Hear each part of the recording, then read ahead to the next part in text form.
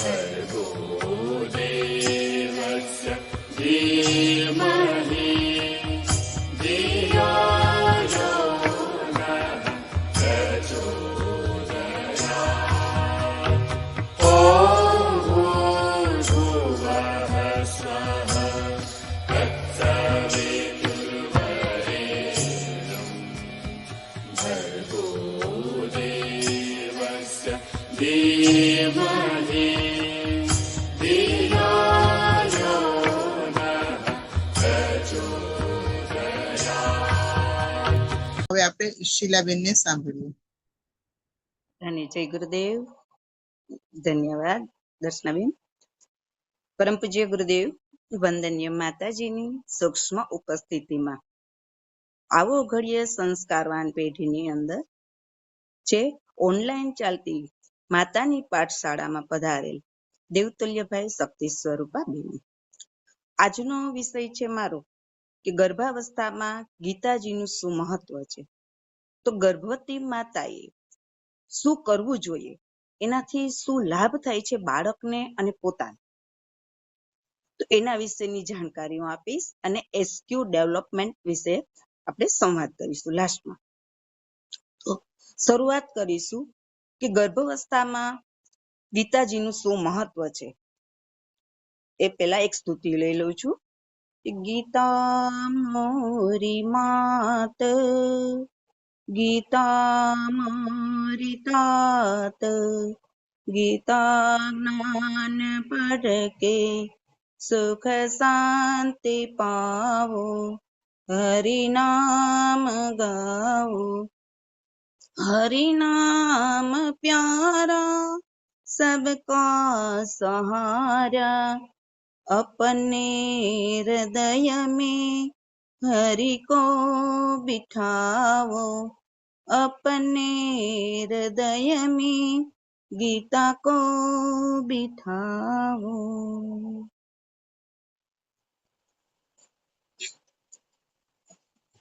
આવનાર બહેનોને ખૂબ ખૂબ વંદન મારા. આપણે ગીતાજી ઉપર જોશું કે આપણે જે સ્તુતિ કરી તો એમાં એમ કે છે ગીતા જ માતા છે, ગીતા જ પિતા છે. એટલે ભગવાન સ્વયં માતા છે, સ્વયં પિતા છે.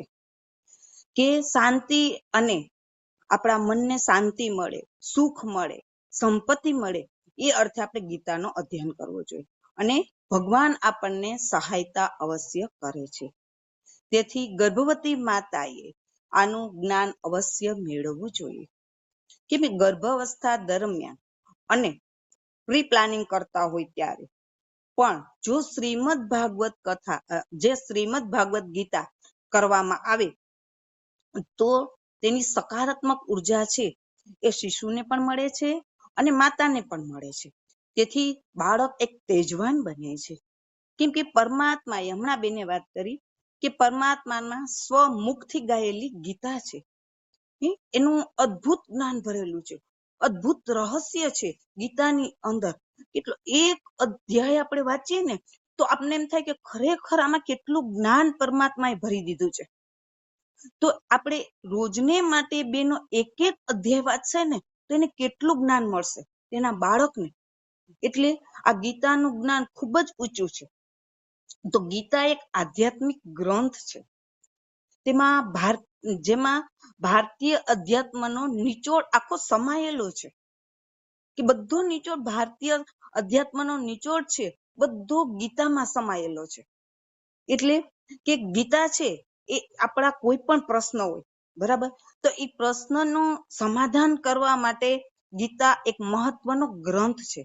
કે આપણે કોઈ પણ મુશ્કેલી આવે તો આપણે ગીતાજી વાંચશું તો આપણને એમાંથી અવશ્ય સમાધાન મળી જશે. તો ગીતા એ છે. તો ભગવાન સ્વયં મુખથી ઉતરે ગીતા.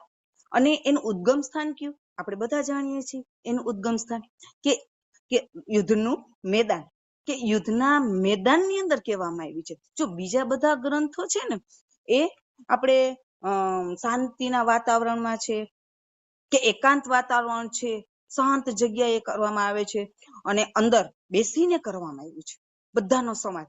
પણ આને કે કુરુક્ષેત્રના મેદાનમાં ભગવાને પોતાના મુખથી ઉચ્ચરેલી ગીતા અર્જુનને સંભળાવી અને અર્જુનને કહેવામાં આવ્યું કે આ ખરેખર રહસ્યમય ગ્રંથ છે અને આ ગીતા જીવનમાં ઉતારવાથી કે માણસ ખૂબ આગળ નીકળે છે, એનું જીવન જ બદલાઈ જાય છે. બસ માણસનું જીવન બદલાવા માટે જ આ ગીતાજી આવ્યા આપણા માટે. એટલે માતાએ પણ આ જ્ઞાનને પોતાના જીવનમાં ઉતારવાનું છે. જો તમે જીવનમાં ઉતારશો તો તમારું બાળક એ પહેલા જ કેચઅપ કરી લેશે. બધું આવ્યા પહેલા જ બધું કેચઅપ કરી લેશે. કેમ કે ગર્ભાવસ્થામાં જે કરેલું જ્ઞાન એ બાળકને અવશ્ય મળે. 80% જ્ઞાન તો ગર્ભાવસ્થામાંથી મળે છે. એટલે 20% જ બહાર આવ્યા પછી તો કેવું પડે છે. એટલે તમે જે બોલો છો, જે કરો છો એ બાળકમાં અવશ્ય ગુણ આવે છે. એટલે ગર્ભાવસ્થામાં ગીતાજીનું જ્ઞાનનું મહત્વ ખૂબ જ છે. ભગવાને કીધું છે કે ગીતા ઉત્તમ ઘર છે મારું.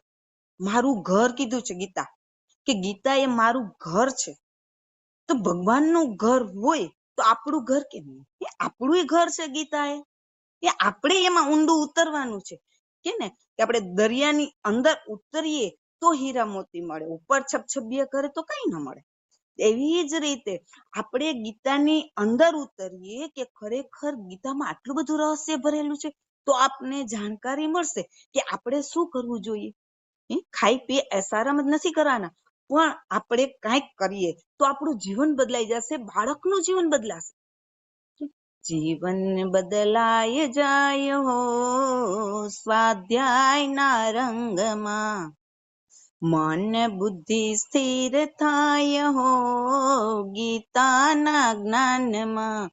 ગીતાના જ્ઞાનની અંદર આપણી મન અને બુદ્ધિ સ્થિર થઈ જાય છે. સ્વાધ્યાયથી આપણું જીવન બદલાઈ જાય છે. સ્વનું અધ્યયન કરવું, સ્વનું અધ્યયન કરવું એને જ સ્વાધ્યાય કહેવામાં આવે છે. એટલે આપણું પોતાનું જ અધ્યયન કરવું છે. આપણે વાંચ્યું પછી એનું સતત તમે મનન ચિંતન કરો. જો એક જ તમે પેરેગ્રાફ વાંચો, એક જ બરાબર, પણ એનું સતત મનન ચિંતન કરો. મનન ચિંતન કરવાથી એ બાળકમાં ઉતરે છે. તમે સતત મનન ચિંતન કરશો ને ત્યારે જ એ બાળકમાં ઉતરે છે. એટલે ભગવાને કીધું છે કે ત્રણેય લોકની અંદર હું રહેલો છું. સ્વર્ગ, પાતાળ, પૃથ્વી, ત્રણેય લોકની અંદર હું સમાયેલો છું. ચારે બાજુ બધાનું હું પાલન કરું છું. વૃક્ષ, વનસ્પતિ, પ્રાણીઓ બધાનું હું પાલન હું કરું છું. પરમાત્મા એમ કે છે આ ગીતાની અંદર. તો આપણે કેમ ન કરી શકીએ? આપણે પણ એક અડધી કલાક માટે પણ ગીતાજીને હાથમાં લઈ અને વાંચીએ, એનું સતત મનન ચિંતન કરીએ, સ્વાધ્યાય કરીએ અને એ વાંચીએ, પછી જીવનમાં ઉતારીએ તો એક ઘડી આધી ઘડી આધીને પુણ્યા, તુલસી સંગ કરે ઘટે કોટી અપરાધ. એટલે એક ઘડી નહીં તો તમને એમ થાય કે એક ઘડી તો અડધી ઘડી કરો ને, પણ કરો, ખાસ કરો. કેમ કે જાણતા અજાણતા આપણી કેટલી બધી ભૂલ થઈ જાય છે, કેટલી બધી ભૂલ થઈ જાય છે. પણ જો ગીતાજીના આપણે અધ્યાય કરી લેશું ને તો પરમાત્મા આપણને માફ કરી દેશે. એટલે ગીતાજીનું મહત્વ ખૂબ જ છે કે આપણી હાલતા ચાલતા ક્યાંય બોલવામાં ક્યાંય ત્રુટી રહી જાય છે તો આપણે પરમાત્મા માફ કરી દે છે. તો આજે આપણે જોઈએ છીએ એક કઈ ગ્રંથ એની જયંતિ ઉજવાય છે, કોઈ પણ ગ્રંથ નથી ઉજવાતી, પણ ગીતાના ગ્રંથની જયંતિ ઉજવાય છે. ગીતા જયંતિ આપણે કહીએ છીએ. એટલે મહાન ગ્રંથ કહેવામાં આવ્યો છે. ગીતા એક મહાન ગ્રંથ છે કે એની જયંતિ ઉજવવામાં આવે છે. ભગવાન શું લખે છે? ભગવાન એ લખે છે કે જે ઘરની અંદર મારું સ્વાધ્યાય થાય છે, જે જગ્યાએ થાય છે અને જે એના મંત્રનો જપ કરે છે, સતત એનું રટણ કરે છે, ત્યાં એક તીર્થ ધામ બની જાય છે. એક તીર્થ ધામ છે. તેના તો ઋષિઓ, દેવગણો, દેવતાઓ અને બધા એને સહયોગ કરે છે.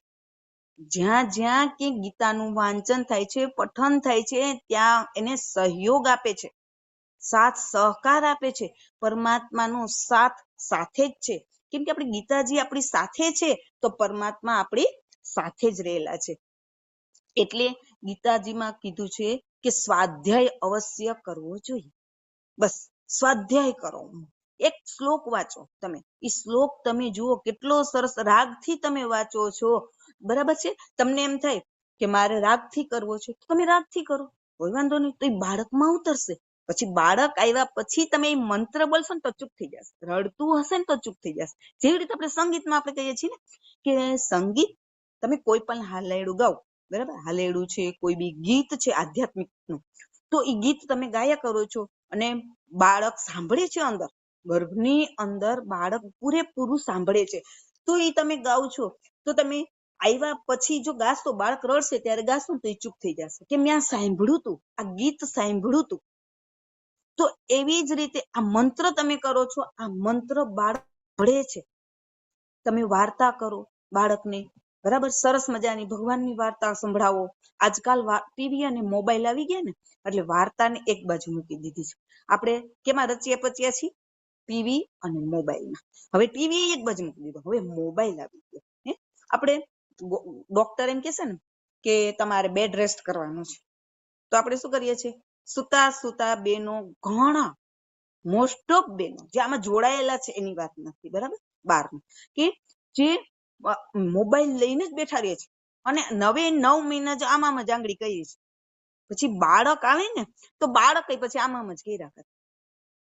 એટલે બેનો તમે મોબાઈલ થી દૂર રહેજો. મોબાઈલ તમારી પાસે ન રાખો. હા, જરૂર છે એટલી વાર તમે ઉપયોગ કરો, બાકી તમે એનો ઉપયોગ કરતા નહીં, બરાબર.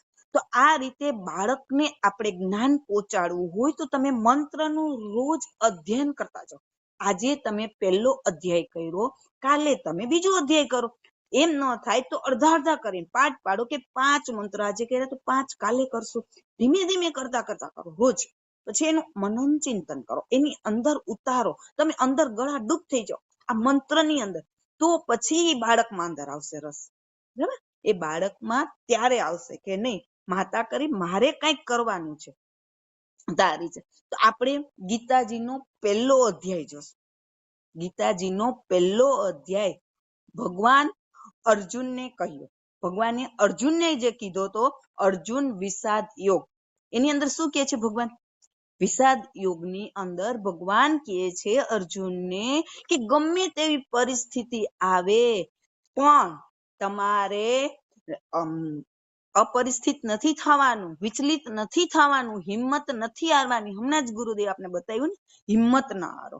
હિંમત આપણે શ્રેષ્ઠ કર્મ કરી લીધી, હિંમત હારવાનો પ્રશ્ન જ નથી આવતો ને, બરાબર. હિંમત ન હારો, તો કે હિંમતે મરદા દો મદદે ખુદા, કે કોઈ પણ પરિસ્થિતિ આવે પણ આપણે હિંમત નથી હારતો. ગર્ભવતી બહેનોને પણ ક્યારે હિંમત હારવાની નથી, ગમે તેવી પરિસ્થિતિ આવે. ભગવાનનું સ્મરણ કરો, મંત્ર તમે જપ કર્યા છે, આટલા બધા ગીતાજીના મંત્ર કર્યા, ગુરુદેવના જે સાહિત્યનું વાંચન કર્યું છે, તો બસ એના ઉપર તમે વિશ્વાસ રાખો. પરમાત્મા તમારી સાથે જ છે. કોઈ પણ કટોકટીનો સમય આવે તો હિંમત ના આવે. કે લોકમાન્ય તિલક કે જેને ઓપરેશન કરાવવાનું હતું તો એને શું કર્યું હતું ત્યારે એ સમયે કે જ્યારે આપણા દેશને આઝાદ કરવાનો હતો તો એની પાસે બધી વાતો હતી, મગજની અંદર ભરાયેલું. તો પગનું ઓપરેશન હતું. જો એને ઇન્જેક્શન આપવામાં આવે અને ખોટું પકડવામાં આવે તો આખું એનું ઓલું થઈ જાય, બરાબર. તો એ ઘેનમાં બોલવા માંડી જાય કે અમે શું આયોજન કર્યું છે, શું નથી કર્યું, એ બધું બોલી જાય. એટલે એને ડોક્ટરને એમ કીધું, ડોક્ટરને કે છે મારે ક્યાંય કોઈ ઇન્જેક્શન લેવું નથી, એનેસ્થેસિયાનું ઇન્જેક્શન લેવું નથી, પણ મને એમનેમ તમે ઓપરેશન કરી આપો. એટલે ડોક્ટર આશ્ચર્ય પામી ગયા, અરે આમાં કેટલી તાકાત છે કે. ત્યારે એને પગનું ઓપરેશન કરવા માટે એમનેમ એને ઓપરેશન કર્યું, હાથમાં ગીતાજી રાખ્યા. ગીતાજી વાંચી લીધા તો એટલા ગળા ડૂબ એની અંદર થઈ ગયા કે જે ઓપરેશન થઈ ગયું તો એને ખબર ન પડી કે મારું ઓપરેશન થઈ ગયું છે આમાં. ત્યારે ઓપરેશન પૂરું થયું પછી ડોક્ટરને કે છે ઓપરેશન થયું, ઓપરેશન હવે કરશો ને કે. ત્યારે એને ખબર નથી, બોલો, આટલી હદે ગળા ડૂબ થઈ ગયા. કેમ કે ભગવાનની સહાયતા કરે છે, ભગવાન સહારો આપે છે એટલે. અને ગીતાજીનો પહેલો જ મંત્ર છે ધર્મક્ષેત્રે કુરુક્ષેત્રે, ધર્મક્ષેત્રે કુરુક્ષેત્રે સમવેતા યુત્સવા. તો એ પહેલો જ મંત્ર એ કેટલો મહાન છે, આપણે આમ વિચારીએ તો કેટલું મહાન છે. જ્યારે અહલ્યાબાઈને એક વખત એને એમ થયું મારે ગીતાજી સાંભળવા છે, મારે ગીતાજી સાંભળવા છે, કે એવા પંડિતની મારે જરૂર છે કે જે મને સંભળાવે ગીતાજી, કે મારે એકાંતમાં સાંભળવા છે, કોઈ મને ન જોઈ અહીંયા મેલની અંદર, કે હું એકલી સાંભળીશ. અને મોટામાં મોટા પંડિતને બોલાવો, કે સૌથી મોટામાં મોટા પંડિતને બોલાવે છે. પંડિતને બોલાવે છે, આસન પાથરી સામે બેસે છે મહારાણી.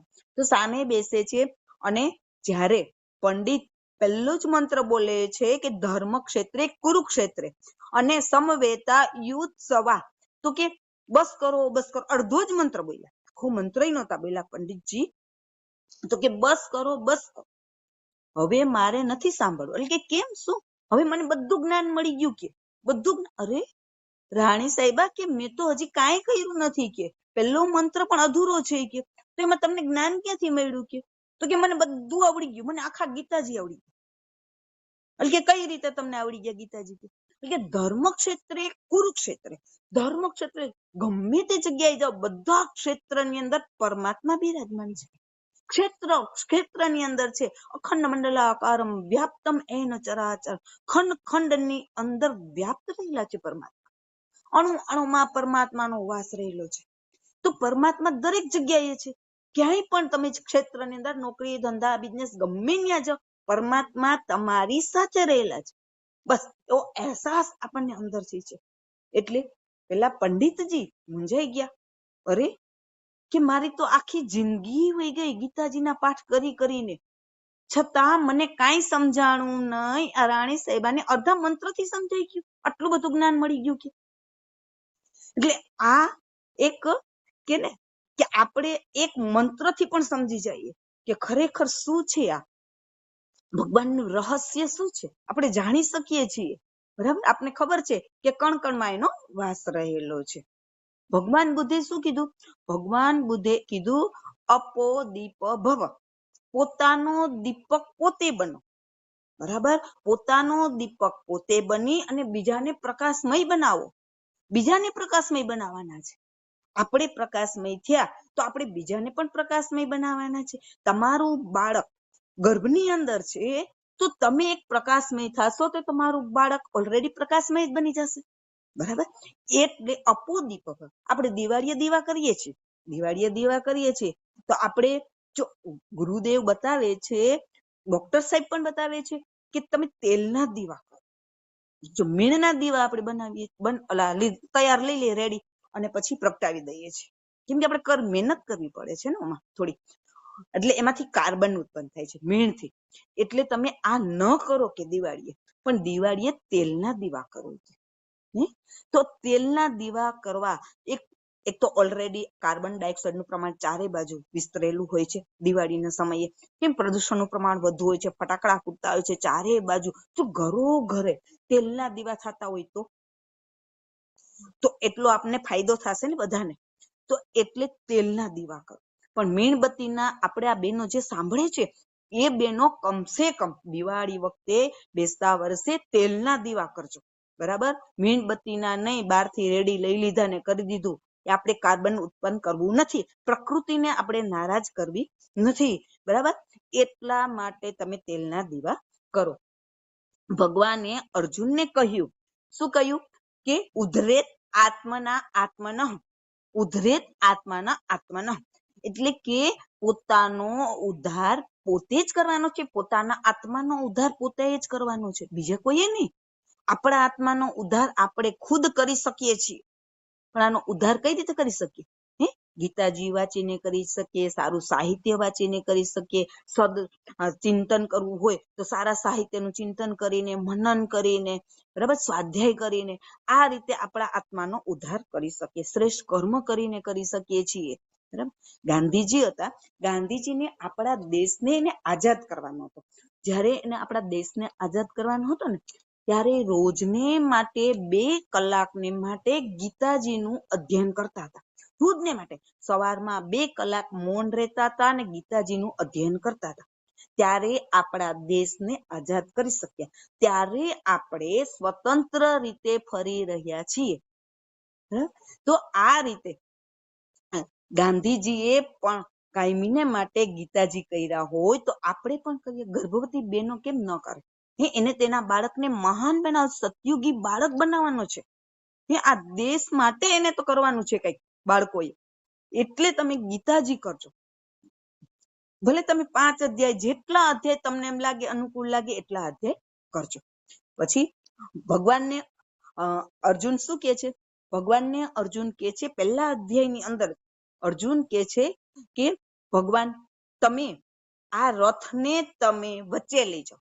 ક્યાં? કૌરવ સેના એક સાઈડ છે, એક સાઈડ પાંડવોની સેના છે. એની વચ્ચે ભગવાનનો રથ ઉભો છે. ત્યાં વચ્ચે રાખી દે છે રથને. બરાબર? તો ત્યાં લઈ જાય છે. એટલે અર્જુન ચારે બાજુ આમ જોવે છે, ચારે બાજુ જોવે છે. એટલે મારા સગા સ્નેહીઓ ઉભા છે, અરે મારા કુટુંબીજનો ઉભા છે, ચારે બાજુ બધાને જોવે છે. મારા ગુરુજનો ઉભા છે, ભીષ્મ પિતામહ, મારા પિતામહ ઉભા છે, ચારે બાજુ. અરે આની સાથે હું યુદ્ધ કરીશ, આની સાથે હું યુદ્ધ કરીશ. હિંમત હારી જાય છે. જ્યારે હિંમત હારી જાય છે ને, ત્યારે ભગવાન એને કે છે કે તું હિંમત ના હાર, હું તને સહાયતા કરીશ, હું તને સહારો આપીશ. એને સાહસ આપે છે, હિંમત આપે છે ભગવાન કે તું હિંમત ન હાર ક્યારેય પણ. અને મોહને છોડી દેજે. મોહ છોડી દેવાનો રહેશે કે મોહ ક્યારેય કરવાનો નથી. કે સાચું જ્ઞાન કોણ આપે? જે સદગુરુ છે એ જ આપણને સાચું જ્ઞાન આપે છે. સમર્થ ગુરુ છે એ જ સાચું જ્ઞાન આપે છે. બાકી કોઈ સાચું જ્ઞાન આપે નહીં. એમાંય આ કલયુગની અંદર કોઈ સાચું જ્ઞાન ન આપે. પણ એ સમયની અંદર ભગવાન કે જે વૈદિક જ્ઞાન જેને કહેવાય, વૈદિક જ્ઞાન કે આધ્યાત્મિક તત્વનું જ્ઞાન તો સદગુરુ જ આપી શકે. બાકી જે સામાન્ય પ્રશ્નો છે કે ભૌતિક જ્ઞાન આપવું છે, એ તો સામાન્ય ગુરુ પણ આપી શકે છે. બરાબર? તો વૈદિક જ્ઞાન આપનારા એ સદગુરુ કોણ હતા? એ સમયે ભગવાન કૃષ્ણ હતા. ભગવાન કૃષ્ણએ જ્ઞાન અર્જુનને આપ્યું અને અર્જુનને મોહ ઓછો થાય એ અર્થે અને ગીતાજી સમજાવ્યા. હવે ત્યાર પછીનો આપણે અધ્યાય જોશું કે બીજો અધ્યાય. બીજા અધ્યાયની અંદર શું કહે છે ગીતાજીમાં? સાંખ્ય યોગ. પરમાત્મા સાંખ્ય યોગની અંદર શું કહે છે કે ધર્મ શું છે એ જોવાનું છે. પેલા તો મોહ છોડવાનો છે સાંખ્ય યોગની અંદર, પછી ધર્મ શું છે એના વિશે સમજાવે છે. પછી ત્યાર પછી કે છે કે હું કોણ છું એ સમજતું. ભગવાન અર્જુનને કે છે કે હું કોણ છું એ સમજ. તારું કર્તવ્ય શું છે? કર્તવ્ય ન ભૂલતું. કર્તવ્ય ભૂલવાનું નથી. બરાબર? કે ધર્મ જે સચ્ચાઈ છે, સામે દેખાય છે, એ જ સાચો ધર્મ છે. સચ્ચાઈ છે સામે, તો એ સાચો ધર્મ છે. બરાબર છે? તો મોહ જે કોઈ પણ હોય એની સામે આપણે મોહ નથી રાખવાનો. બરાબર? કે મોહ છોડી દે એ કહે છે. ત્યાર પછી શું કહે છે? કર્તવ્ય. કે હું કોણ છું, મારું કર્તવ્ય શું, મારો ધ્યેય શું છે. મારે લક્ષ્ય સુધી પહોંચવું હોય તો મારે શું કરવું પડે? મારે લક્ષ્ય સુધી પહોંચવું છે તો મારે શું કરવું પડશે? તો કર્તવ્યનું પાલન કરવું પડશે. ભગવાનની આજ્ઞાનો આદેશનું પાલન કરવું પડશે. તો ગર્ભવતી માતાએ પણ આજ્ઞા કે પરમાત્માની આજ્ઞાનું પાલન એ રીતે કરવું પડશે. ગીતાજીમાં આપેલું છે. કે ગીતાજીમાં આપેલું છે, તમે વાંચો તો તમે ઓટોમેટિક એ રીતે કરી શકશો. કેમ નહીં? મારા કર્તવ્યનું શું પાલન છે, મારા બાળક માટે મારે શું કરવું છે, એ તમારે વિચારવાનું રહેશે. કે મારે મારા બાળકને મહાન બનાવવાનો છે, મારા બાળકને પ્રહલાદ જેવો બનાવવાનો છે, મારા બાળકને શિવાજી જેવો બનાવવાનો છે, તો મારે શું કરવું પડે? રાજાસી કી રાણી જેવી બનાવવાની છે મારી દીકરી, તો મારે શું કરવું પડે? ખાઈ પી એસારામ નથી કરવાનું, પણ એના માટે વિચારવાનું છે, એના માટે અધ્યયન કરવાનું છે, એના માટે કંઈક થોડીક સાધના કરવી પડે. કે તમારે કંઈક કરવું પડશે. અભિમન્યુને આ જ્ઞાન ક્યાંથી મળ્યું? તમને બધાને ખબર છે, બધા જાણો છો કે અભિમન્યુને 6 કોઠાનું જ્ઞાન ક્યાંથી મળ્યું હતું? ગર્ભાવસ્થામાં. બરાબર? 7મા કોઠાએ સુભદ્રાને નીંદર આવી ગઈ. જો એને નીંદર આવી ગઈ તો એને 7મા કોઠાનું જ્ઞાન મળ્યું નહીં. તો આજ તો આ સુભદ્રાઓ બધી સૂઈ ગઈ છે. આજની સુભદ્રાઓ બધી સૂઈ ગઈ છે. તો આ જ્ઞાન કોણ આપશે? જ્ઞાન કેવી રીતે પ્રાપ્ત થશે બાળકને? એટલે આજે કેટલી ગાયત્રી પરિવાર વાળા કેટલી મહેનત કરી રહ્યા છે. તમે કલ્પના કરો કેટલા આ બધા બહેનો કેટલી મહેનત કરી રહ્યા છે માતાની પાઠશાળાની અંદર, કે બધા બહેનો ગર્ભવતી બહેનો જોડાય, એને નવું જ્ઞાન મળે.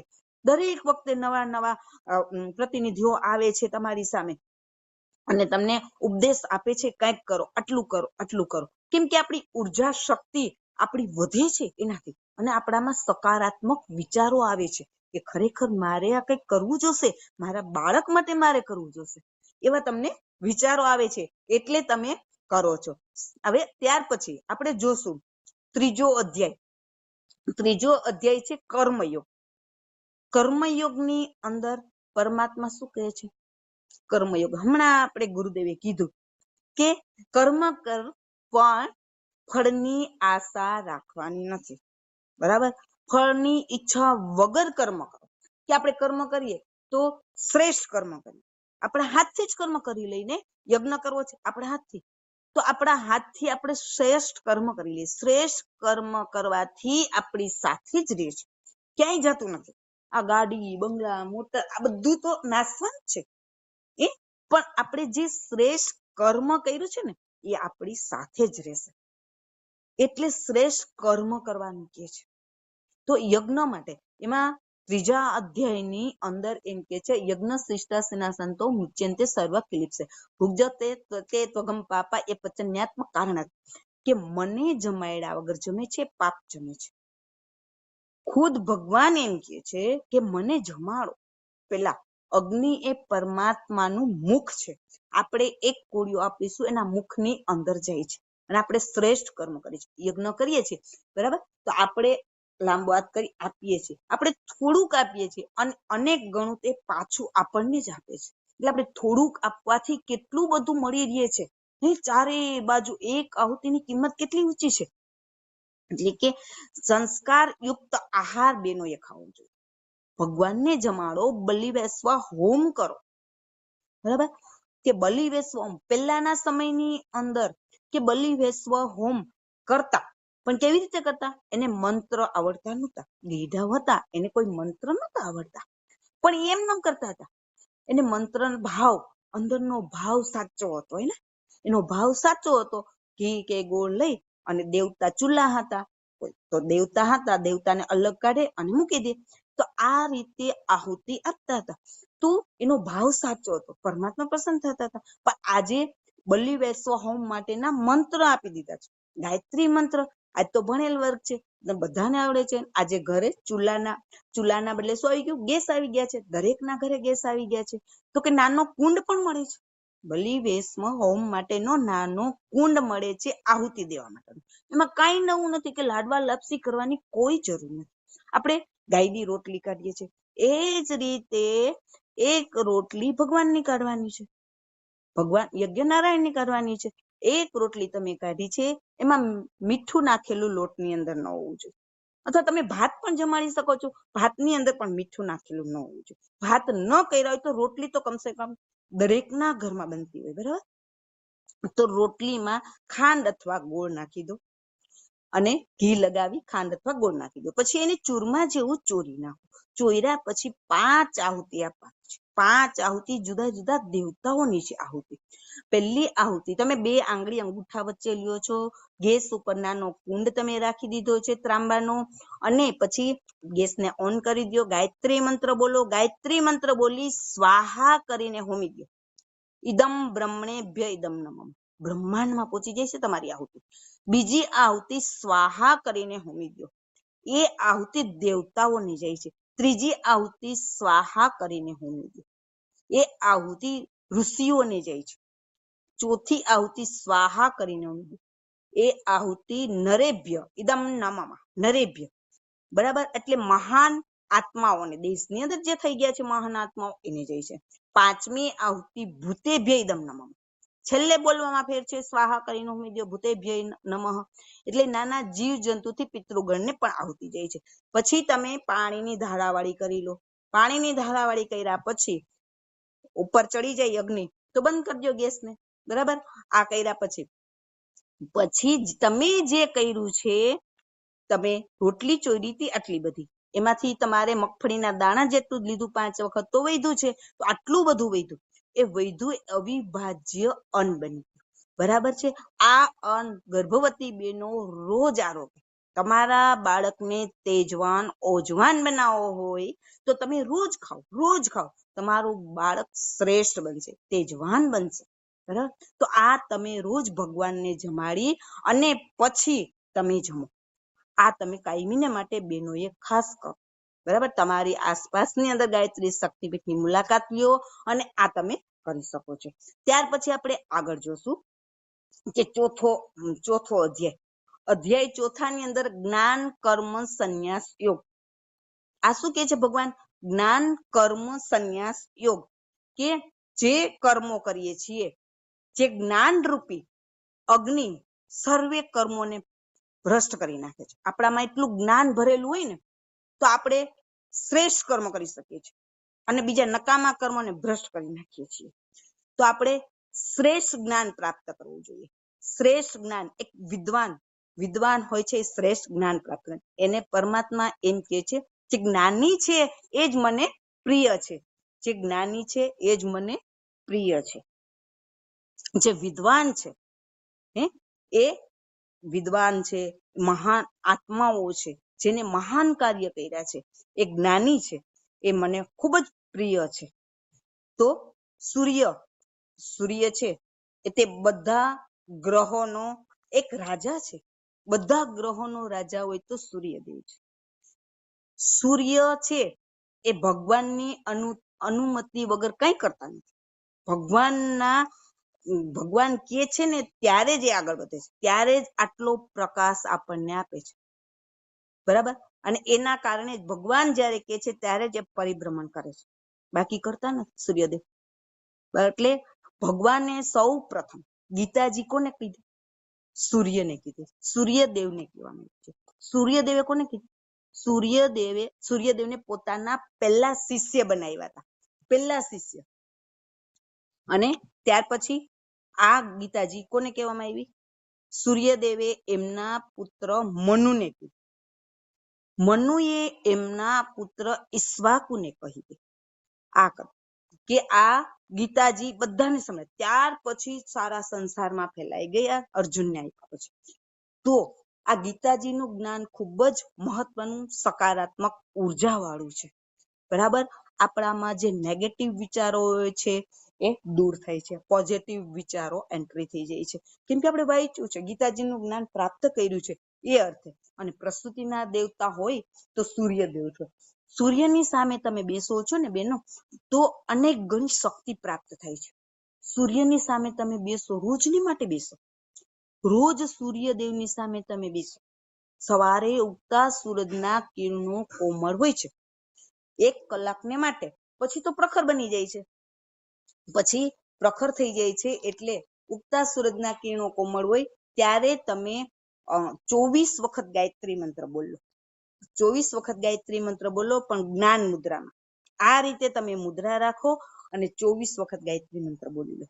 આંખો બંધ કરી ઉગતા સૂરજના કિરણો તમારા યજ્ઞ ચક્રની અંદર પ્રવેશ કરી રહ્યા છે અને તમારા બાળકની અંદર ઉતરી રહ્યા છે. એવો ભાવ કરતા જાઓ અને બોલતા જાઓ. ઓમનો નાદ નાભીમાંથી ઉપાડો.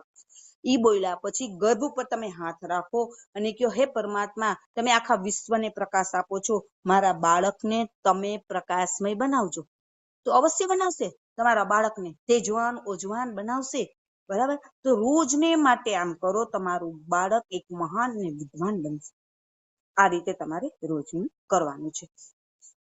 ત્યાર પછી કે 5મો અધ્યાય છે તે કર્મ સંન્યાસ યોગ.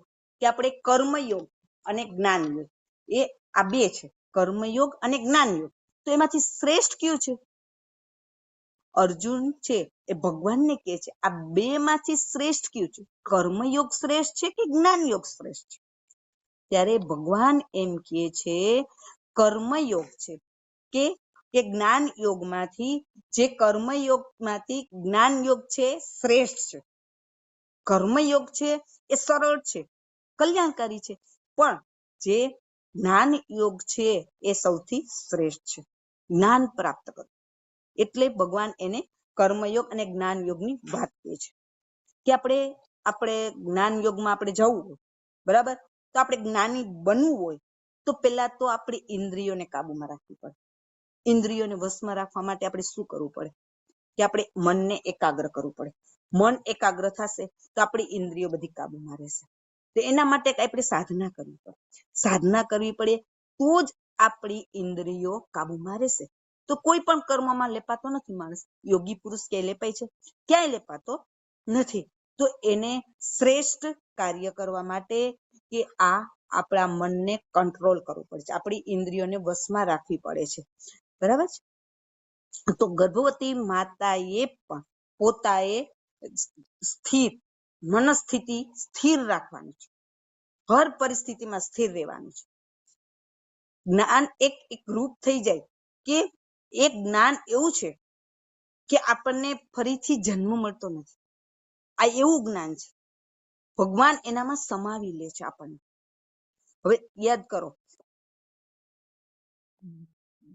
આપણા જ વડાપ્રધાન નરેન્દ્ર મોદી, એને કેટલું જ્ઞાન, કલ્પના કરો કેટલું.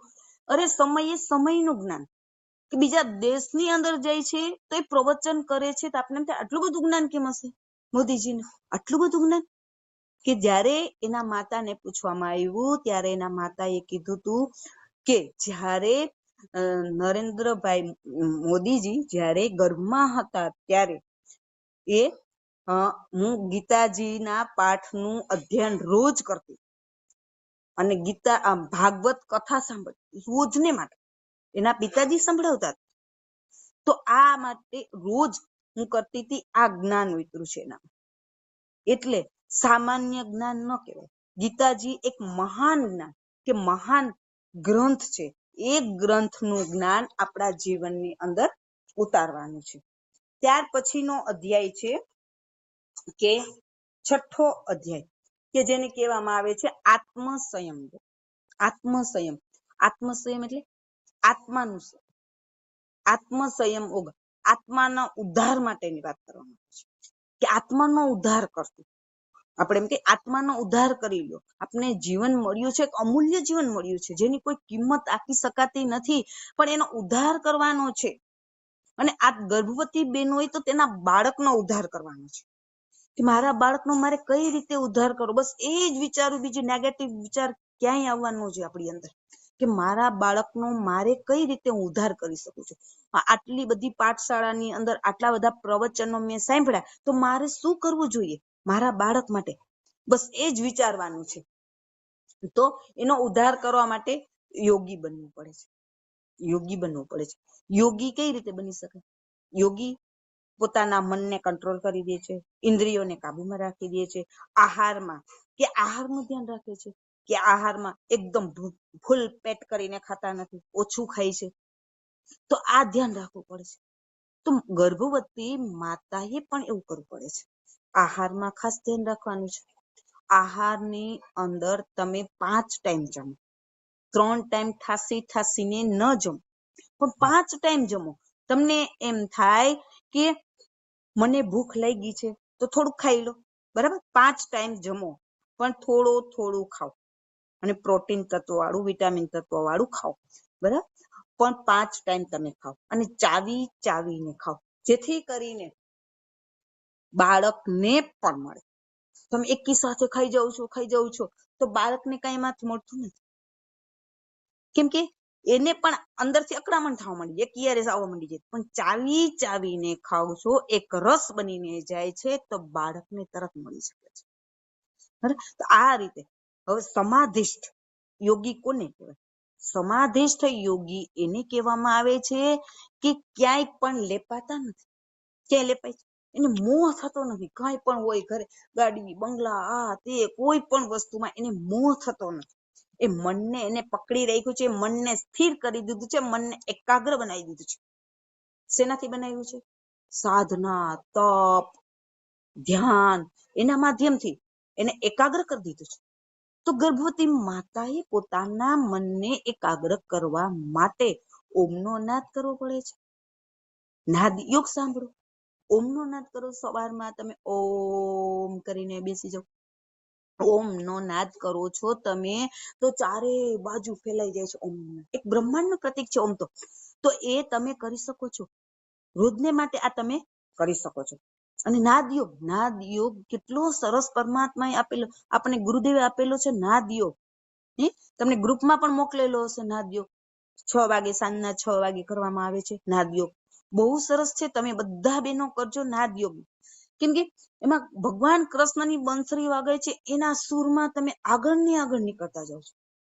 અને ભગવાન શિવનું ડમરું વાગે છે. કેટલી મજા આવે છે. તમે એકાગ્ર બની જશો, તમારું મન શૂન્ય, તમારા વિચાર શૂન્ય બની જશે. એટલે તમે રોજને માટે તમે આ કરી શકો છો.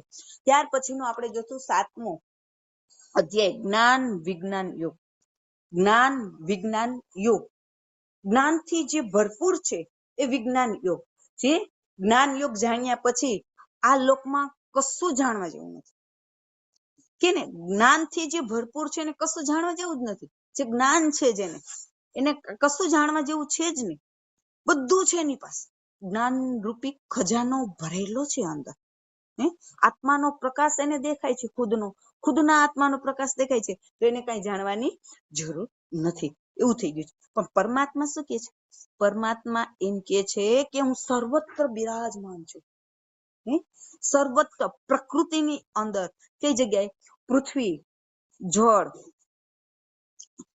અગ્નિ, વાયુ, આકાશ, પછી મન, બુદ્ધિ અને અહંકાર. આ 8 ની અંદર પ્રકૃતિમાં હું વેચાયેલો છું. 8 ની અંદર. તો બેનોએ પણ આનું ખાસ ધ્યાન રાખવાનું છે કે પૃથ્વી તત્વ આપણું એક હરિયાળી, ચારે બાજુ હરિયાળી છે. તો આપણે ચાલો ગાર્ડનમાં જઈએ, ચાલી આવી, ખુલ્લા પગે ચાલીએ ગાર્ડનની અંદર સવારના. જો ટાઈમ મળે તો તમે સવારમાં 5 મિનિટ માટે ચાલો, 5 મિનિટ નિરીક્ષણ કરો. ખરેખર પરમાત્માએ કેટલી સરસ પ્રકૃતિ બનાવી છે, કેટલું સરસ ગાર્ડન છે, એના ફૂલ કેવા છે. તમે વિચાર કરો, લાલ, લીલા, પીળા, આ બધા કલર ભરનાર કોણ છે? પરમાત્મા છે. એ તમે કલ્પના કરો, તમારું બાળક અંદર કલ્પિત બની જશે કે ખરેખર અમારી માતાએ કર્યું છે, મારામાં ગુણ આવવા માંડી ગયા છે. તો તમે રોજ ચાલો કે પૃથ્વીને પરમાત્માએ કેવી બનાવી છે, આમ કલ્પના કરો, કેવી સરસ બનાવી છે. ગ્રીનરી, ચારે બાજુ ગ્રીનરી જોવો. ત્યાર પછી જળ તત્વ. જળ તત્વ આપણામાં 70% જળ રહેલું છે. જળ તો તમે ખૂબ પીવો બેન, 4.5 લીટર પીવો દિવસની અંદર. એટલું જળ પીવો, જળની ખૂબ જરૂર છે. ઉષાપાન કરો સવારના, તમને બધામાં કહેવામાં આવે છે ઉષાપાન કરો. અને પીવો ને ત્યારે પાણીને ચાવીને પીજો, બરાબર. ત્યાર પછી આપણે જોશું કે અગ્નિ તત્વ. અગ્નિથી પકાવેલું અન્ન ખાય, બરાબર. જઠર અગ્નિ પચાવનાર કોણ છે? પરમાત્મા છે. કે અગ્નિમાં હું બેઠેલો છું, વાયુમાં હું છું, આકાશમાં હું, બધામાં છે. એટલે પરમાત્મા અંદર બેઠેલો જ છે. ત્યાર પછી આપણે જોશું વાયુ તત્વ. કે વાયુ, કે ચારે બાજુ વાયુ આપણને મળી ગયે છે. ખુલ્લા હવા ઉજાસ વાળું આપણું મકાન હોય અને ચારે બાજુથી પવન આવતો, અમને કેવી ઠંડક કરે છે, મજા આવશે આપણને રહેવાની, બરાબર. પણ આ સમયે આપણે સવારમાં પ્રાણાયામ કરી લઈએ, ધ્યાન કરી લઈએ, યોગ કરી લઈએ, થોડું કરી લઈએ, રોજની માટે, તો એ બધું બાળકમાં ઉતરશે. એટલે પ્રાણ શક્તિનો વધારો થશે બાળકમાં. તમે કરશો તો તમારામાં પણ પ્રાણ શક્તિનો વધારો થશે. એટલે તમે રોજને માટે કરી શકો છો. ત્યાર પછી આકાશ જોઈએ તો આકાશ આજે આપણે જોઈ શકતા નથી, કેમ કે ઘરની અંદર જ હોય છે. ઘરની અંદર બસ મોબાઈલમાં બેસી જાય, ટીવીમાં બેસી જાય અને આપણે જોઈ શકતા નથી. પણ બહારે તમે નીકળો તો રિયલમાં ટેરેસમાં જઈને તમે જુઓ કે ખરેખર આકાશ કેટલું સૌંદર્ય છે. ચારે બાજુ સ્ટાર, ચારે બાજુ ફેલાયેલા છે. એમાં ધ્રુવનો સ્ટાર કયો છે, સપ્તઋષિ કયો છે, વિચિડો કયો છે, એનું તમે માર્ગદર્શન કરો. કઈ જગ્યાએ છે તો એ તમને બાળકને તમે બતાવો, આને વિછુડો કહેવાય, આને, તો એ બાળકમાં જ્ઞાન ઉતરશે. આ કે છે પરમાત્મા કે આ તમે બતાવો તમારા બાળકને, બરાબર. તો આ તમે કરી શકો. તો મન અને બુદ્ધિને આપણે સ્થિર રાખવા જોઈએ. અહંકારને આપણે જીવનમાંથી કાઢી નાખીએ. ક્યારે આપણામાં અહંકાર આવવો ન જોઈએ. ત્યાર પછીનો કે અક્ષર બ્રહ્મ યોગ. 8મો અધ્યાય છે અક્ષર બ્રહ્મ યોગ. તો બ્રહ્મ શું છે? અર્જુન કે છે પરમાત્માને કે બ્રહ્મ શું છે, બ્રહ્મ શું છે, પછી અધ્યાત્મ શું છે, અને કર્મ શું છે, અધિભૂત શું છે, અધિદેવ શું છે, અને અધિયજ્ઞ કોણ છે, આના વિશે બતાવે છે પરમાત્મા. તો બ્રહ્મ શું છે? ચારો તરફ આપણે જોઈએ છે જેનો નાશ નથી થતો તે બ્રહ્મ છે. જે નાશ થાય છે એ ભૌતિક છે, પણ જેનો નાશ જ નથી થતો, સર્વત્ર ફેલાયેલું છે, એક બ્રહ્મ છે. ત્યાર પછી એનો સ્વભાવ એ એ અધ્યાત્મ છે. કર્મ, કર્મ એ છે કે આપણે જે કર્મ કરીએ છીએ, દરેક પ્રાણીઓ સાત્વિક ભાવથી જે કર્મ કરે છે, જે ક્રિયા કરે છે એને કર્મ, સાત્વિક ભાવથી કરે છે એને કર્મ કહેવામાં આવે છે. પછી કે અધિભૂત, અધિભૂત એટલે ભૌતિક પદાર્થ, જે આ ગાડી બંગલા જે કઈ છે બધા નાશ થઈ જાય છે, બરાબર, એ નાશવંત વસ્તુ છે, એ અધિભૂત કહેવામાં આવે છે. ત્યાર પછી અધિદેવ, જે પુરુષ છે તે અધિભૂત છે. અને અધિયજ્ઞ, જે વાસુદેવ છે તે અધિયજ્ઞ છે. આ બસ, તો આ રીતે પરમાત્મા એ કીધું કે તમે પણ ઉપાસના, સાધના, આરાધના કંઈક કરતા રહો, કે જેથી કરીને તમે પણ જીવનની અંદર આગળ આવો, પરમાત્માનું ધ્યાન ધરીને આગળ આવી શકો છો. ત્યાર પછી આપણે આગળનો જોશું કે નવમો અધ્યાય રાજગુહ્ય, રાજવિદ્યા રાજગૃહ્ય યોગ, રાજવિદ્યા રાજગુહ્ય યોગ. એની અંદર ભગવાન શું કે છે? શ્રદ્ધાવાન, તમે શ્રદ્ધાવાન બનો. શ્રદ્ધાવાન મહિમાનો મનુષ્યનો મહિમા ગાયો છે કે શ્રદ્ધાવાન બનો તમે. ભગવાન પ્રત્યેની શ્રદ્ધા હોવી જોઈએ આપણને. શ્રદ્ધા હશે ને તો ભગવાનને આવવું જ પડશે. ગમે ત્યાંથી આપણે આપણા ઘરની અંદર બેઠા હશે ને ત્યાં પરમાત્મા આપણે દર્શન દેવા આવશે, પણ આપણને શ્રદ્ધા તો હોવી જશે ને, અંદરથી શ્રદ્ધા હશે તો. પ્રહલાદને કેટલી શ્રદ્ધા હતી, કે વિચાર કરો. ત્યારે પરમાત્મા એક માટે પણ આવ્યા ધરતી ઉપર અને અધિક માસ બનાવી દીધો, એક જ વ્યક્તિમાં એટલી શ્રદ્ધા. જો આપણને પણ એટલી શ્રદ્ધા હોય, મીરાબાઈ જેવી શ્રદ્ધા હોય, તો પરમાત્મા અવશ્ય આવે. આપણે ઉપાસના કરીએ, સાધના કરીએ, આરાધના કરીએ. ઉપાસના એટલે ભગવાન પાસે બેસવું, ભગવાનના ગુણને આપણા જીવનની અંદર ઉતારવાના. સાધના એટલે સ્વનું અધ્યયન કરવાનું. આરાધના એટલે આપણા ઘરના જેટલા સદસ્યો છે ને આપણે સેવા કરીએ, આરાધના જ થઈ ગઈ ને. ગર્ભવતી બેન હોય, બીજું કઈ નવીન કરવાનું નથી. આપણે એને માન સન્માન આપવું, નમ્રથી રહેવું, એક આરાધના છે. નમ્રતાથી રહો ને ઘરની અંદર, આ એક આરાધના થઈ. તો આ રીતે ભગવાન કે છે કે તમે મારા ગુણને તમારે જોવો, તમે ઉપાસના સાધના કરો તમારા ઘરની અંદર, તો એ તમે ગુણને જોઈ શકો છો. ત્યાર પછી આગળ હું સ્પીડમાં, એટલે કે આપણા અધ્યાય પૂરા નહીં થાય કદાચ, એટલે હું ઝડપથી કરું છું કે આપણા અધ્યાય બધા પૂરા થઈ શકે. ત્યાર પછી કે આપણે 10મો અધ્યાય વિભૂતિ યોગ. ભગવાન શું કે છે? ભગવાન અર્જુનને કે છે કે આપ તો પરબ્રહ્મ છો. ભગવાન અર્જુન ભગવાનને કે છે આપ તો પરબ્રહ્મ છો, પરમ ધામ છો, પરમ પવિત્ર છો. કે પરમાત્માને કે છે, ત્યારે પરમાત્મા શું કે છે? હું સર્વત્ર બિરાજમાન છું. આખો જે ક્યાંય એન્ડ જ નથી, આખો વિસ્તાર બધો મારો જ છે. ચારે બાજુ હું બિરાજમાન છું, કણ કણની અંદર રહેલો છું. દરેક પ્રાણીઓની અંદર, એના હૃદયની અંદર હું બેઠેલો છું. ચારે ઓર હું છું. તો પરમ ધામ છે મારું. જે માગસર માસ છે, મહિનામાં જે માગસર માસ છે એમાં હું બેઠેલો છું. પછી વૃક્ષોમાં પીપળો હું છું. ત્યાર પછી કે ઋતુમાં વસંત ઋતુ હું છું. ગાયત્રી છંદસા અહમ, કે છંદોમાં ગાયત્રી હું છું. ગાયત્રી એ જ પરમાત્મા છે.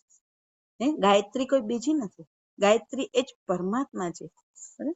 તો આ ગાયત્રી મંત્ર એનો જ રહેલો છે. તો ગર્ભવતી માતાએ પણ રોજને માટે તમે સ્વાધ્યાય સત્સંગ કરો છો, એમાં પરમાત્માનું નામ કેટલી વાર આવશે? 1 કલાકની માટે તમારા ઘરની અંદર રોજ તમે વાંચન કરો. પેલા તો રોજનું વાંચવાનું ચાલુ કરી દો.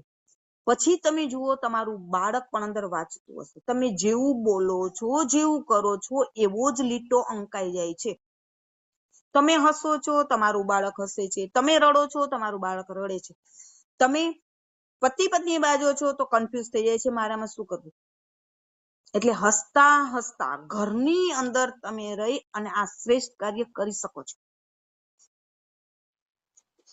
કે તમે કાયમીને માટે તમે પોતાનું જ ઘરની અંદર ઓટલા પરિષદમાં ન બેસો બેનો. ઓટલા પરિષદમાં ક્યાંય બેસો નહીં, પણ ઘરની અંદર બેસીને આ કાર્ય કરી શકો છો.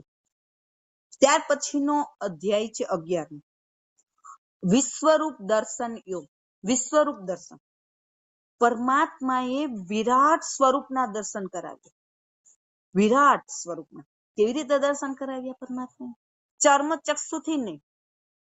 પરમાત્માએ પેલા તો એને એ કીધું કે ચર્મ ચક્ષુથી નહીં થાય, પણ એને દિવ્ય ચક્ષુ આપ્યા. દિવ્ય ચક્ષુ આપી અને પરમાત્માએ વિરાટ સ્વરૂપના દર્શન કર્યા. ત્યારે ધન્ય બની ગયો અર્જુન. અર્જુન કે છે પરમાત્મા હું ધન્ય બની ગયો. આ મેં આવું જાણ્યું નહોતું કે એક એક સ્વરૂપ તમારામાં રહેલું છે. એક એક સ્વરૂપ ચતુર્ભુજ તરીકે પરમાત્માના દર્શન કર્યા. જ્યારે એને દર્શન કર્યા ને ત્યારે અહો ભાગ્ય મારા કે મેં આ પરમાત્માના દર્શન કરી લીધા. ત્યારે આજની બહેનોએ જો પરમાત્માના દર્શન કરવા હોય, શાંત ચિત્ત રાખવાનું, મસ્તકને શાંત રાખવાનું, ગુસ્સો ક્યારેય કરવાનો. તમે જેટલો ગુસ્સો કરશો ને એ બાળક ઉપર ઉતરે છે. બાળક ચીડિયા પણ થઈ છે. આવીને પછી રાડું જ નાખશે બાળક. પછી તમે એમ કહેશો કે મારું બાળક રાડું જ નાખે છે. બેનો મેં તો આટલું બધું કર્યું તું, મારું બાળક કેમ રાડું છે? પણ અમે તો 1 કલાકના નિમિત્તે જ નીકળી જશું. પછી તો તમારે સંભાળવાનું રહેશે ને. એટલે ક્યારેક ગુસ્સો કરવાનો. ગુસ્સો આવે તો પાણી પી લ્યો, ગાયત્રી મંત્ર બોલી લ્યો, ગુસ્સો ઉતરી જશે. બરાબર? દયા ભાવ રાખવાનો, બસ બધા પ્રત્યે પ્રેમ ભાવ રાખવાનો છે. તો પરમાત્માએ વિરાટ સ્વરૂપના દર્શન કર્યા પછી 12મો અધ્યાય આપણે જોશું. 12મો અધ્યાય ભક્તિ યોગ. ભક્તિ, ભક્તિથી ભરપૂર યોગ, જેને ભક્તિ યોગ કહેવામાં આવે છે. ભગવાન એમ કે છે કે તું મારામાં ચિત્ત લગાડ. તું જેટલું મારામાં ચિત્ત લગાડીશ ને એટલો ભગવાન છે એ ભક્તિનો સંચાર કરશે. ચારે બાજુ ભક્તની અંદર ભક્તિ ભરી દેશે. તો તું મારામાં અંદર ઓતપ્રોત થઈ જા. અર્જુનને એમ કે છે કે મારામાં તું ઓતપ્રોત થઈ જા. તો એનો ઉદ્ધાર એ જ કરશે, પરમાત્મા જ કરશે. કે આખા સંસારનો ઉદ્ધાર કોણ કરે છે? આખા સંસારનો ઉદ્ધાર પરમાત્મા તો કરે છે. એટલે જ્ઞાન યોગ, ભક્તિ યોગ અને કર્મ યોગની સાધના કરવી જોશે. જ્ઞાનથી ભરપૂર બનવું પડશે, ભક્તિ કરવી પડશે અને શ્રેષ્ઠ કર્મયોગ, કે આપણે હાથથી શ્રેષ્ઠ કર્મ કરવું પડશે. કર્મયોગ તો આ આપણે કરવું પડશે. તો માતાએ પણ ઘરે બેઠા આ કરી શકે છે. બરાબર? મેં પહેલા જ કહી દીધું, ઓટલા પરિષદમાં ન બેસો, પણ શ્રદ્ધા ભાવથી તમે કરો. શ્રદ્ધા ભાવથી પરમાત્મા અવશ્ય દર્શન દે છે. શ્રદ્ધા અને વિશ્વાસ સાથે તમારે કરેલું ક્યારેય ફોગટ જતું નથી. તમે જેટલી શ્રદ્ધા ધરાવશો ને એટલું પરમાત્મા આપે છે. જામનગરના જ એક દંપતીની વાત કરું કે જે ગીતાજીના અધ્યાય કરતા હતા. કાયમીમાં પ્રી પ્લાનિંગ કરતા હતા, ત્યારથી જ ગીતાજીના અધ્યાયો કરતા હતા. બંને જણા ડોક્ટર હતા. બંને ડોક્ટર હતા, પણ ગીતાજીના અધ્યાય રોજ કરે. બંને જણા કરતા. એમ કરતા કરતા એને ગર્ભ રહ્યો. ત્યાર પછી પણ એને ચાલુ રાખ્યું ગીતાજીના અધ્યાય. રોજને માટે કરતા હતા. રોજ કરે છે. પછી એને અધ્યાય કર્યા પછી બાળક આવ્યું, તો બાળક થોડું મોટું થયું તો બધા અધ્યાયો એને મોઢે થઈ ગયા. ગીતાજીના કેટલા અઘરા બધા અધ્યાય છે, તમે વિચાર કરો. એટલા નાના બાળકને આવડા મંડી ગયા. ગીતાજી એને મુખે થઈ ગયું. એટલે આ ગીતાજીની અસર છે. એટલે બેનો અમે એમ કહે છે શ્રદ્ધા ભાવથી તમે કરો. શું કામ આટલું કરીએ છીએ, આગ્રહ કરીએ છીએ કે ગુરુદેવે કીધું છે મારે ધરતી પર સ્વર્ગ લાવવું છે, માનવીમાં દેવ તત્વ જાગરણ કરવું છે, કે દરેક માનવી દેવ જેવો મારે બનાવવો છે. સતયુગી બાળકો આવશે ને, આ સતયુગી બાળકો સ્વર્ગ લાવશે. બરાબર, એટલે હવે તમારે આ કરવાનું રહેશે ખાસ. ત્યાર પછીનો આપણે અધ્યાય જોશું કે 13મો અધ્યાય, ક્ષેત્ર ક્ષેત્રજ્ઞ વિભાગ યોગ, કે શરીરને ક્ષેત્ર નામે ઓળખે છે. તો શરીરને ઓળખે છે તે ક્ષેત્રજ્ઞ છે. શરીરને ક્ષેત્ર નામે ઓળખે છે, શરીરને ઓળખે છે તે ક્ષેત્રજ્ઞ છે નામે ઓળખાય છે. સૂર્યદેવની વાત કરવામાં આવે છે. સૂર્ય આખા વિશ્વનો દેવ છે, આખા વિશ્વને પ્રકાશ આપી રહ્યો છે. તેમાં ઉચ્ચ ભાવના રહેલી છે, ઉચ્ચ ભાવના છે, ત્યારે આખા વિશ્વને એ પ્રકાશ આપી રહ્યો છે. ગર્ભવતી માતાએ પોતાનું માનસિક સ્વાસ્થ્ય સારું રાખવું પડશે. માનસિક સ્વાસ્થ્ય જેટલું સારું હશે એના સ્વસ્થ વિચારો બનશે. બરાબર, સામાજિક સ્વાસ્થ્ય માટે એને સભ્યતા માટે વર્તન કરવું પડશે.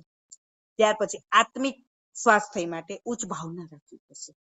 તો ગર્ભવતી માતાએ ઉચ્ચ ભાવના રાખવી પડશે કે હું જે કાર્ય કરું છું, જે કરી રહી છું, ઉચ્ચ ભાવથી કરો. તમારો ભાવ ઊંચો હોવો જોઈએ, બસ શ્રેષ્ઠ કાર્ય કરો તમે. ત્યાર પછી આગળનું છે 14મો અધ્યાય. 14મો અધ્યાય છે ગુણ ત્રય યોગ, ગુણ ત્રય વિભાગ યોગ કહેવામાં આવે છે.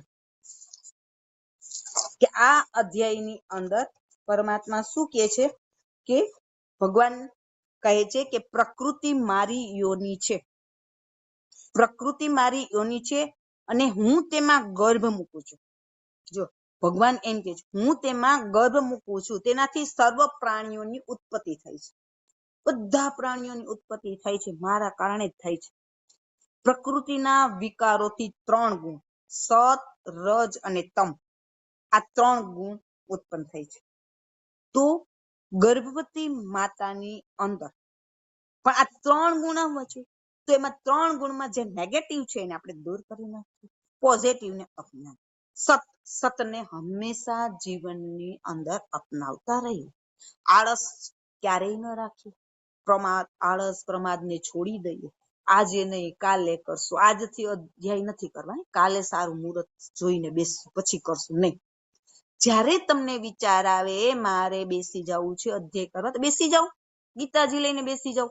બરાબર, જેટલા અધ્યાય તમે જલ્દીથી કરશો એટલું ફળ બાળકને સારું મળશે ને શ્રેષ્ઠ મળશે. એટલે તમે રોજ કરો અધ્યાય અને ગાયત્રી મંત્ર બોલતા જાઓ. બરાબર, આળસને છોડી દો. ત્યાર પછી 15મો અધ્યાય છે કે પુરુષોત્તમ યોગ. પુરુષોત્તમ યોગની અંદર ભગવાન કૃષ્ણ કહે છે સંસાર છે ને એક પીપળો છે, પીપળો છે. આ પીપળાને જે જાણે છે ને તે વેદને જાણ્યા સમાન છે. સંસાર એક પીપળો છે કે એના મૂળ છે ને ઉપર છે અને શાખાઓ નીચે છે. એટલે પીપળાને શું કીધું છે ભગવાને કે પીપળાને કે હું એના પીપળાની અંદર રહેલો છું. પાંદડાને વેદ કીધા છે, પાંદડાને વેદ પરમાત્માએ કીધા છે. તો આ 4 વેદની અંદર હું રહેલો છું. પરમાત્મા એમ કે છે 4 વેદ, 4 વેદની અંદર હું રહેલો છું. પૃથ્વીમાં જ્યારે પ્રવેશ કરું છું, પૃથ્વીમાં પણ પ્રવેશ કરું છું, ચંદ્રમાં પ્રકાશ બનીને પ્રવેશ કરું છું, પૃથ્વીમાં દરેક પ્રાણીઓને ધારણ કરું છું. હું દરેક પ્રાણીઓ આખા એને બધાને હું બળથી ધારણ કરું છું, મારા બળ પોતાના બળથી ધારણ કરું છું. સૂર્ય આખા વિશ્વને તેજ આપે છે, એટલે પ્રકાશમય હું છું. ત્યાર પછી ચંદ્ર કે ઔષધિના રૂપમાં આપણું પોષણ કરે છે. ચંદ્ર છે ઔષધિના રૂપમાં પોષણ કરે છે. અગ્નિ છે એ દરેક પ્રાણીઓની અંદર દેહની અંદર રહેલો છે. તો આ દરેક જગ્યાએ પરમાત્મા રહેલા છે. તો માતા એ પણ આ બધાનું ધ્યાન કરવું જોઈએ કે ખરેખર આ પુરુષોત્તમ યોગની અંદર ભગવાને પીપળો કહ્યો છે કે હું પીપળો હું છું. બરાબર છે. તો તમને એમ થાય ક્યારેક કે હાલો ને આપણે સાધના કરીએ તો અહીંયા બેસીને કરી શકીએ, તપ કરીએ કે સાધના કરીએ તો અહીંયા બેસીને કરી શકીએ. પીપળાનું ઝાડ હોય ત્યાં બેસીને પણ કરી શકો છો. તમે ખુલ્લામાં, ખુલ્લી હવામાં તમે બેસીને મંત્ર જપ કરી શકો છો, જપ ધ્યાન કરી શકો છો ભગવાનનું. આ રીતે પણ તમે કરી શકો છો. ત્યાર પછી આપણે અધ્યાય નંબર 16, જે 16મો અધ્યાય છે દેવાસુ સંપત્તિ ભાગ યોગ. દેવાસુ સંપત્તિ ભાગ યોગ કહેવામાં આવે છે. એટલે ભગવાન કહે છે સંપત્તિના 2 પ્રકાર છે. ક્યાં ક્યાં? એક દેવી સંપત્તિ અને એક આસુરી સંપત્તિ. આ 2 સંપત્તિ છે. એમાં દેવી સંપત્તિમાં શું આવે? તો આપણે કઈ બાજુ વળવાનું છે આપણે જોવાનું છે કે મારે કઈ બાજુ વળવાનું. શ્રેયને માર્ગે જવું છે કે પ્રયના માર્ગે? આપણે 2 માર્ગ બતાવી દીધા છે. પ્રયનો માર્ગ છે તો ચારે બાજુ છે કે મોજ શોખ છે, ફુવારા છે, રંગીન ફુવારા રહેલા છે, ગાડી બંગલા મોટર, આ બધું છે એ પ્રયનો માર્ગ છે. શ્રેયનો માર્ગ કેવો છે? કાંટાળો માર્ગ છે. કાંટાળો માર્ગ અપનાવશું તો પણ આગળ જતા તો આપણને સુખી સુખ છે, પણ શ્રેયના માર્ગે આપણે આગળ નીકળીશું. એમ આપણને 2 ભાગ આપી દીધા છે, એક દેવી સંપત્તિ અને એક આસુરી સંપત્તિ. દેવી સંપત્તિ શેમાં શેમાં આવે? કે સત્ય છે, અહિંસા છે, દયા છે, ભાવ છે, ક્ષમા છે, ધૈર્ય છે, ત્યાર પછી ત્યાગ છે. આ બધી દેવી સંપત્તિ છે. અને દેવી સંપત્તિ, ત્યાર પછી આસુરી સંપત્તિ. આસુરી દંભ, ગર્વ, ક્રોધ, અજ્ઞાનતા, અભાવ, અંધશ્રદ્ધા, આસુરી તત્વ રહેલા છે. તો આને આપણે છોડવાની છે. અંધશ્રદ્ધા ક્યારેય બેનો એવું ન માનતા મારા બાળકને કઈક થઈ ગયું તો ચાલો હું જોવરાવા નીકળી જાઉં, મને કઈક થઈ ગયું તો હું જોવરાવા નીકળી જાઉં. નહીં, તમને પરમાત્મા પ્રત્યેની પૂરી શ્રદ્ધા છે તો પરમાત્મા ઠીક કરી દેશે. તમે ગાયત્રી મંત્ર બોલી લો, ઓકે થઈ જશો. બસ એમાં પૂરેપૂરા ઇન્વોલ્વ થઈ જાઓ અંદર ને અંદર, તો તમને મજાનું સરસ મજાનું થઈ જશે, કાંઈ વાંધો નહીં આવે. એટલે અંધશ્રદ્ધામાં ક્યારેય પડતા નહીં, ક્યારેય પણ. બરાબર?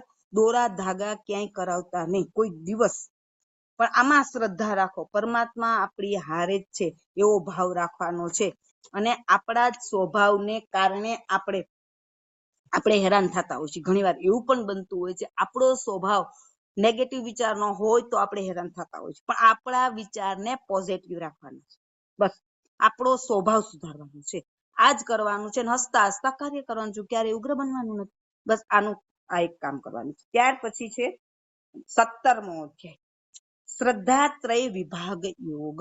શ્રદ્ધાત્રય વિભાગ યોગ એટલે ભગવાન એમ કે છે આ 3 પ્રકારની શ્રદ્ધા, 3 પ્રકારની શ્રદ્ધાનું વર્ણન કરવામાં આવ્યું છે. કઈ કઈ? એક સાત્વિકી, રાજસિક અને તામસિક. આ 3 પ્રકારની શ્રદ્ધાનું વર્ણન કરવામાં આવ્યું છે. તો 3 પ્રકારની શ્રદ્ધામાં પહેલું આવે છે સાત્વિકી. કે સાત્વિકી કોને કહેવામાં આવે? કે જે દેવોની પૂજા કરે છે, દેવોની આરતી કરે છે, પૂજન કરે છે, અર્ચન કરે છે, કીર્તન કરે છે, દેવ ગમે એ આ કાર્ય કરે છે દેવોનું, એને સાત્વિકી કહેવામાં છે. સારા માણસો કરે છે, એ સારા વિચાર કરે છે, પોઝિટિવ વિચાર કરે છે, એને સારું. બરાબર? એને સાત્વિકી વિચાર વાળો કહેવાય. અને આહાર કેવો લે છે? સાત્વિક આહાર ખાય છે, તો જ એને સારા વિચાર, સાત્વિક આહાર ખાય છે. બરાબર? તો બહેનોએ, ગર્ભવતી બહેનોએ પણ આનું ખાસ ધ્યાન રાખવાનું છે કે આપણે ખાઈએ તો હંમેશા સાત્વિક આહાર ખાઈએ. બરાબર? બહારનો નહીં, ઘરનો બનાવેલો સાત્વિક આહાર ખાઈએ. એનાથી જ શ્રેષ્ઠ વિચાર આવશે આપણામાં, એનાથી જ બાળકને શ્રેષ્ઠ વિચાર વાળું બાળકને બનાવી શકીએ છીએ. એટલે સાત્વિક આહાર લઈએ. કે બોલીએ તો મીઠું બોલીએ, કે તુલસી મીઠે વચન તે સુખ ઉપજત ચહુ ઓર વસીકરણ મંત્ર હે તજ દે કઠોર વચન. કે વસીકરણ એક મંત્ર છે, ખોટા વચનો તમે છોડી દો, સારું બોલવાનું. બસ એક સાત્વિક વિચાર વાળો માણસ હંમેશા શ્રેષ્ઠ બોલે, એટલે સારું બોલ. ત્યાર પછી આપણે જોશું રાજસિક.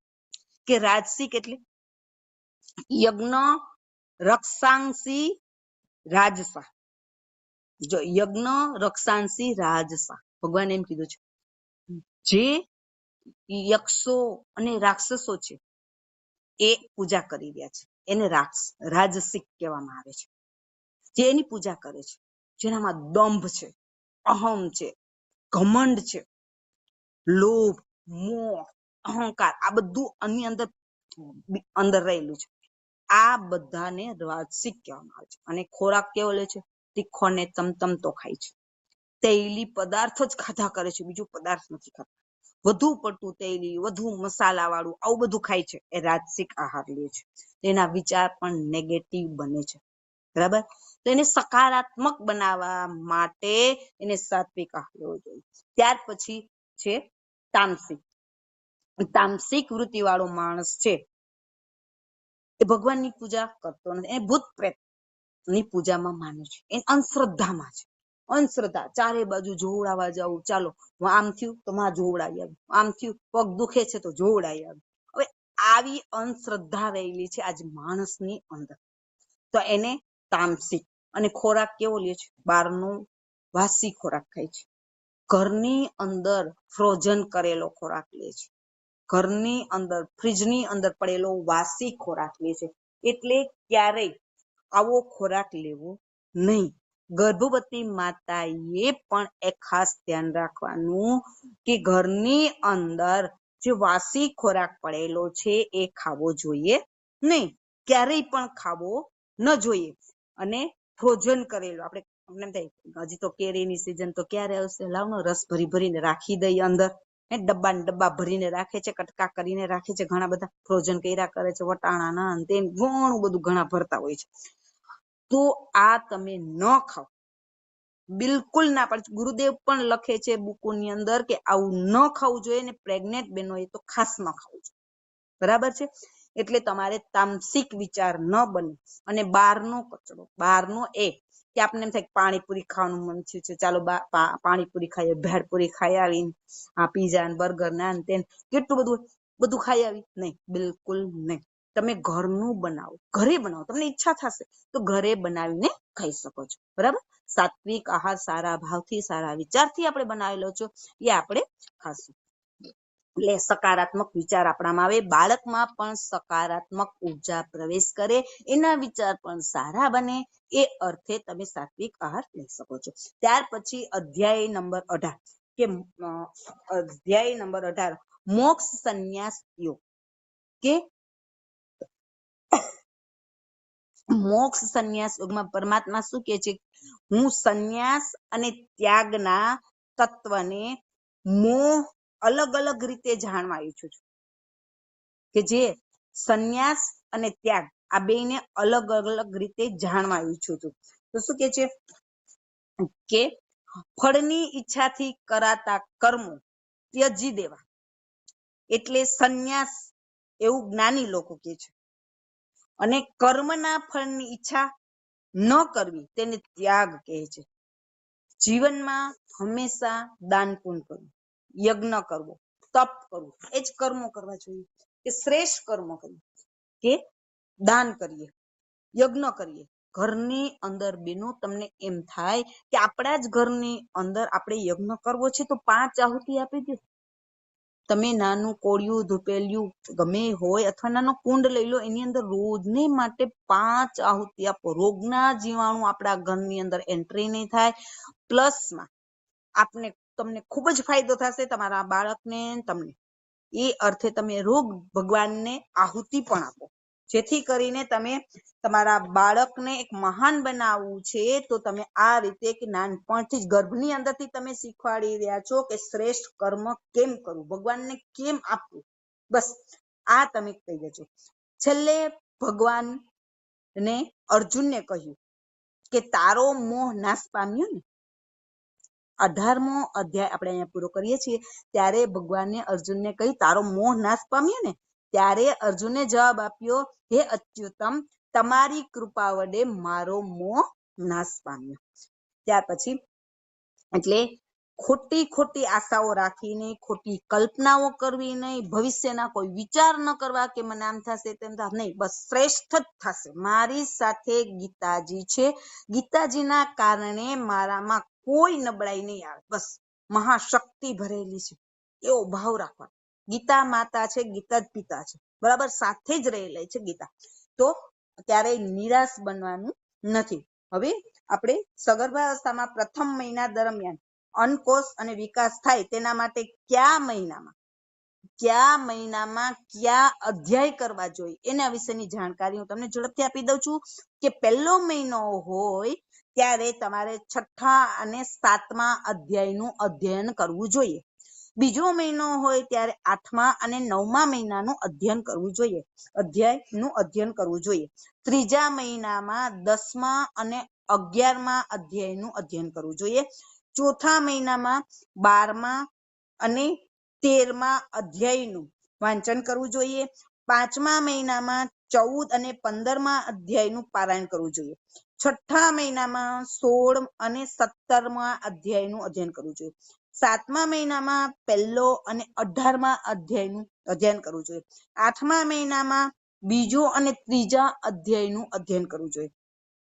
9મા મહિનામાં 4થું અને 5મા અધ્યાયનું અધ્યયન કરવું જોઈએ.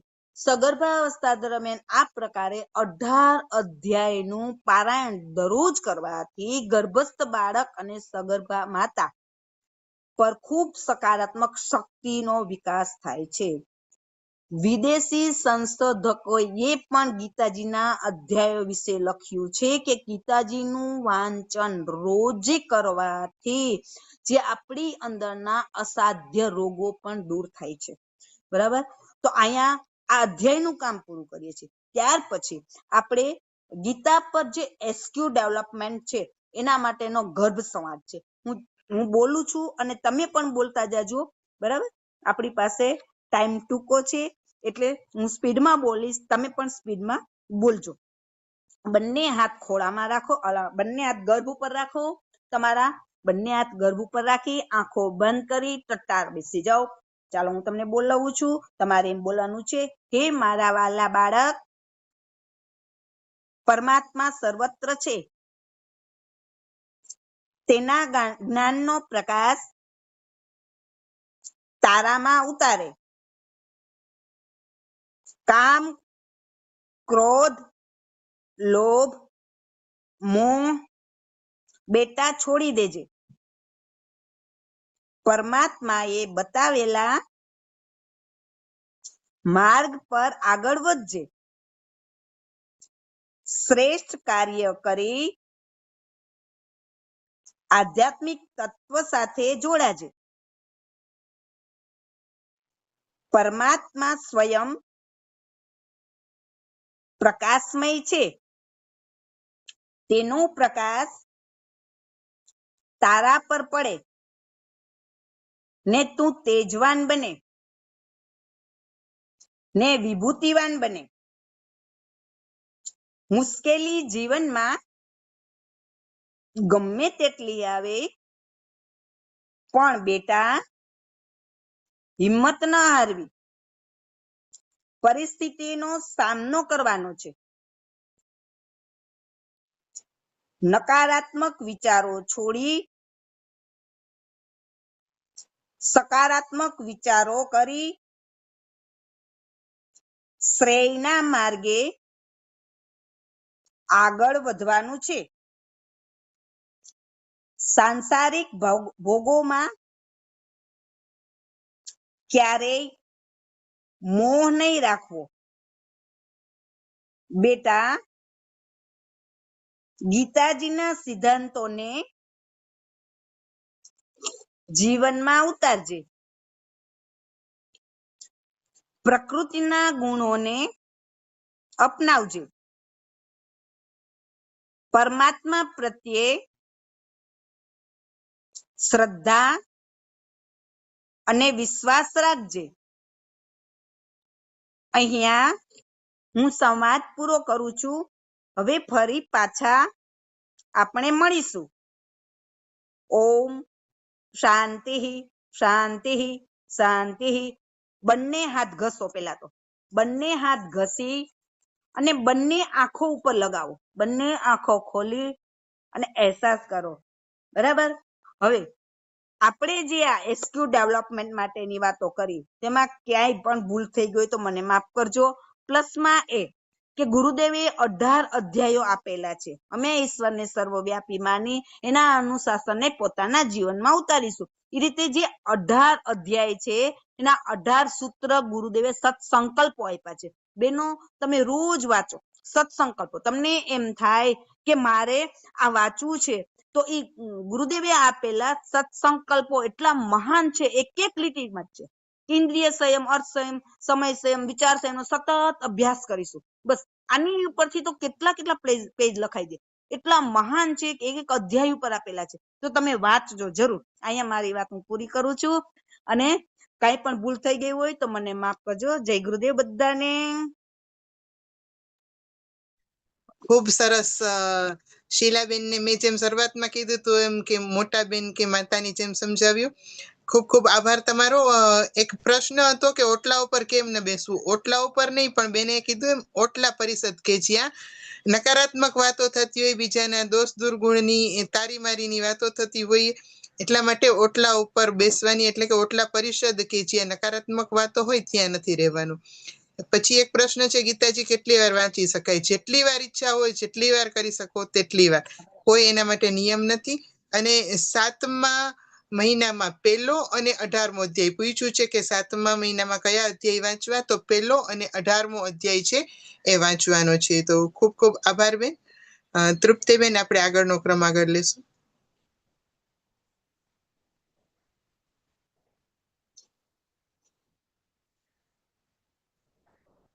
શાંતિ પાઠ લઈએ.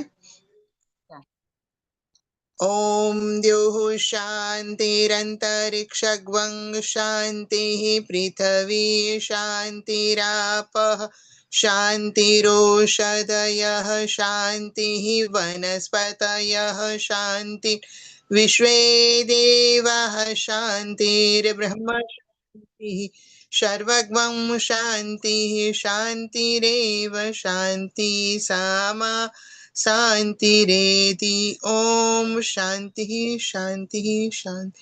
सर्व अरिष्टसु शांतिर्भवतु.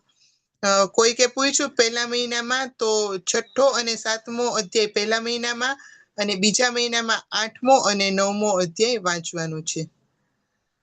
પછી હજી કંઈક પ્રશ્ન આવ્યો છે.